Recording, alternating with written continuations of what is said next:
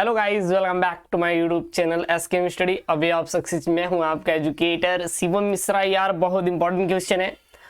Actually मैं रात में सो गया था 2-3 बजे। एक मैराथन क्लास अपलोड किया था ना 3 घंटे का, उसको बनाने के बाद मैं सो गया था। फिर मैं उठा अभी 8 बजे और 8 बजे, क्योंकि अभी मैं आपको वीडियोस बना दूंगा, परेशान मत होइए। कुछ देर में आपको एक वीडियोस मिल जाएगी स्पेशल, उसको आप लोग देख के तब जाइए। तो फिर मैं उठा और फिर मैंने सोचा यार कम से कम 4 वीडियो तो दे दूं, और ऐसे वीडियो दे दूं जो कि पक्का रहे आने वाले। अब जो आपको लगातार 4 वीडियोस मिलने वाली है, इसके अब 4 वीडियोस जो मिलेंगी बहुत इंपॉर्टेंट वीडियोस मिलेंगी, और आप पढ़ के जाइएगा, पढ़ के जाइएगा भाई साहब। ये लिंग निर्धारण आपके पेपर में आएगा, मैंने सोचा समझा दूं। लिंग निर्धारण आपके पेपर में आएगा, फिर 2 नंबर का आएगा या फिर 5 नंबर का आएगा। जितने नंबर का आए आपको करके आना है, छोड़ना नहीं है। जितने नंबर का आ जाए बिल्कुल आपको तोड़ के करके आना है। जो यार आप अपने यूट्यूब चैनल एसकेएम स्टडी जुड़े होंगे, अगर वो जो मैं टॉपिक पढ़ाऊं पढ़ के गए होंगे तो 100% गारंटी देता है आप करके आए होंगे। भाई साहब बायोलॉजी में हर एक टॉपिक मैंने क्लियर करा दिया। अभी मैं डीएनए वाला जो टॉपिक है वो भी मैं खत्म करवा दूंगा, ठीक है ना। पुष्पी पादपों में लैंगिक जनन वाले, हाँ मान सकते हैं उसको मैं कुछ टॉपिक नहीं करवाया, लेकिन वो भी अभी मैं करवा देता हूँ, आप परेशान मत हुई। ऐसे 4-5 टॉपिक उठाऊंगा, मैं पूरा खत्म करवा दूंगा। तो पेपर 2 बजे से है। अभी आप मोबाइल से चलाते हो तो जाहिर सी बात है, अभी तो आप 10-11 बजे तक मोबाइल से पढ़ेंगे, तब तक के लिए आप पढ़ के जाओ, परेशान मत हो, ठीक है ना। चलिए यहाँ पे है मनुष्य में लिंग निर्धारण।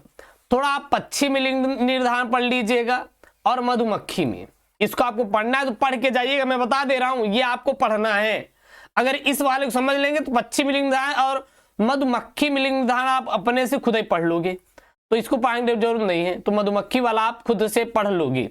तो सबसे पहले आप ये तो जानो यार, मनुष्य में लिंग निर्धारण किस प्रकार से होता है। मनुष्य में लिंग निर्धारण किस प्रकार से होता है, पहले आप ये तो जान लो। तो ये लिंग निर्धारण होता क्या है, पहले इसकी परिभाषा देखिए। माता एवं पिता की गुणसूत्रों के आधार पर संतानों के लिंग का पता लगाना लिंग निर्धारण कहलाता है। लिंग निर्धारण क्या होता है? माता एवं पिता के गुणसूत्रों के आधार पर संतान के लिंग का पता लगाना लिंग निर्धारण कहलाता है। यानी जो माता पिता के गुणसूत्र होते हैं, माता पिता के गुणसूत्र होते हैं, इनके आधार पर, माता पिता के गुणसूत्रों के आधार पर हम किसी बच्चे का या संतान का लिंग का पता लगाते हैं।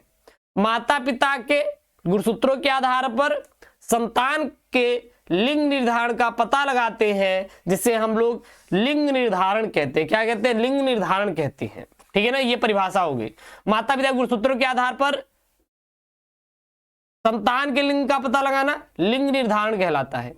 इस विधि में पिता का गुणसूत्र अधिक महत्वपूर्ण होता है। अब क्यों महत्वपूर्ण होता है आगे मैं डिस्कशन कर दूंगा। अभी कुछ देर बाद मैं बता देता हूं कि आखिरकार पिता का ही अधिक क्यों महत्वपूर्ण होता है गुणसूत्र, माता का उतना क्यों नहीं होता, ठीक है ना। मनुष्य में गुणसूत्रों की कुल संख्या कितनी होती है? 46 होती है। कितनी होती है? 46 होती है, जो स्त्री एवं पुरुष में सामान्य होती है। यानी कि पुरुष में भी 46 रहेगी, स्त्री में भी 46 रहेगी, दोनों में गुणसूत्रों की संख्या कितनी रहेगी? 46 रहेगी।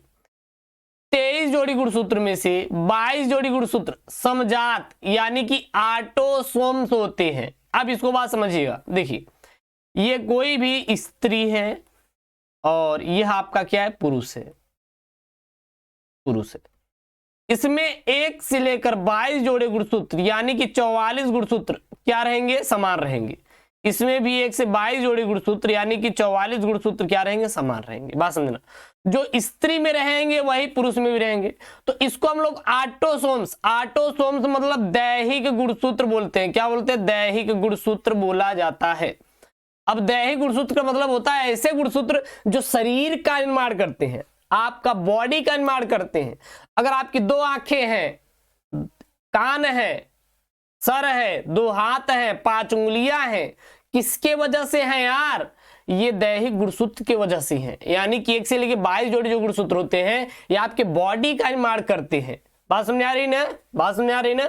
लेकिन जो अंतिम का 23वां जोड़ा होता है, स्त्री में XX और पुरुष में अंतिम का 23वां जोड़ा क्या होता है? YX और Y होता है। और इसको हम लोग लिंग गुणसूत्र कहते हैं। क्या कहते हैं? लिंग गुणसूत्र कहते हैं। और ये गुणसूत्र लिंग का निर्धारण करते हैं। ये गुणसूत्र क्या करते हैं? लिंग का निर्धारण करते हैं। जब x के साथ मिलता है तो x अर्थात स्त्री बनेगा, कोई लड़की बनेगा। जब x यही y के साथ क्रिया करता है तो x और y बनाता है, जो कि बच्चा क्या बनेगा? लड़का बनेगा। क्या बनेगा? लड़का बनेगा। तो जब y मिलेगा तभी लड़का बन रहा है। अगर y नहीं मिल रहा है तो क्या बन रहा है? लड़की बन रही है। लड़की बन रही है। तो जाहिर सी बात है सबसे महत्वपूर्ण, सबसे बड़ा महत्वपूर्ण योगदान किसका है? y वाले का, यानी जो पुरुष में गुणसूत्र पाया जाता है। ठीक है ना? तो ये बात समझ में आ रही है? ऐसे आप बना के लिख दीजिएगा। अब नीचे देखिए, मैंने वही चीज पॉइंट में कवर किया। इसका पीडीएफ टेलीग्राम पे मैं भिजवा दूंगा। टेलीग्राम का नाम है SKM स्टडी। जाई के डाउनलोड कर लेना, टेलीग्राम पे मिल जाएगा। बहुत ज्यादा परेशान मत होइएगा। 22 जोड़ी प्लस 1 जोड़ी XX गुणसूत्र स्त्री, मतलब समझिए 22 जोड़ी यानी कि 44 गुणसूत्र। 22 जोड़ी अर्थ यानी कि यहां पर भी 44 गुणसूत्र प्लस 1 जोड़ी XX यानी कि 2 गुणसूत्र। कितना हो गया? 46। यहां पर कितना होगा? 46। देखिए 22 जोड़ी प्लस XX गुणसूत्र 46, जो कि स्त्री में पाया जाएगा XX गुणसूत्र। और 22 जोड़ी प्लस XY गुणसूत्र जो कि पुरुष में पाया जाता है। तो पुरुष में 22 जोड़ी और एक और जोड़ी गुणसूत्र यानी कि XY लिंग गुणसूत्र पुरुष में पाया जाता है, और इसमें 22 जोड़ी और XX गुणसूत्र किसमें पाया जाता है? स्त्री में पाया जाता है। यहाँ पे है माता पिता से संतान को कौन सा गुणसूत्र प्राप्त होगा? यह लैंगिक जनन पर निर्भर करता है। अब ऐसा नहीं कि कोई भी गुणसूत्र प्राप्त हो जाएगा। जो गुणसूत्र प्राप्त होता है वो लैंगिक जनन पर पार्टिसिपेट करता है कि वो कर कैसे रहे हैं। ठीक है ना? उसके बाद मादा में युग्मक जनन की क्रिया में अर्धसूत्री विभाजन द्वारा निर्मित अंडाणु में मादा यानी कि स्त्री में जब युग्मक जनन की क्रिया होती है तो इसमें अर्धसूत्री क्या होती है? विभाजन होती है। इसके द्वारा अंडाणु में X गुणसूत्र तथा पुरुष के शुक्राणु में 50% X गुणसूत्र और 50% Y गुणसूत्र की संभावना होती है। इस प्रकार शुक्राणु में 22 प्लस AY, ये Y का मतलब है, ये तो X रहेगा ही। Y का मतलब है कि जो पिता से गुणसूत्र प्राप्त हो रहा है, तथा 22 प्लस A ये मादा वाला है और ये पिता वाला X गुणसूत्र की संख्या होती है।